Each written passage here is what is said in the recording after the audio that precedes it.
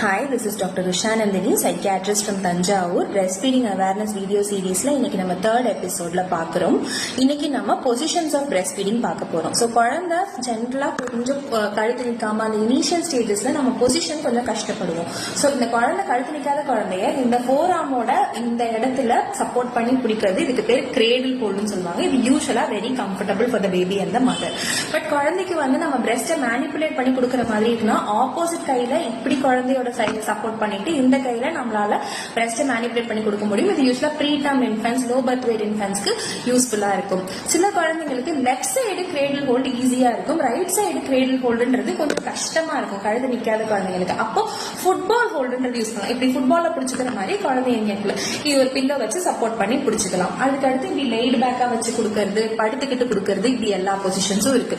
But குழந்தைக்கு 360 டிகிரில எப்படி பால் கொடுத்தாலும் கொடுக்கலாம். தேங்க்யூ.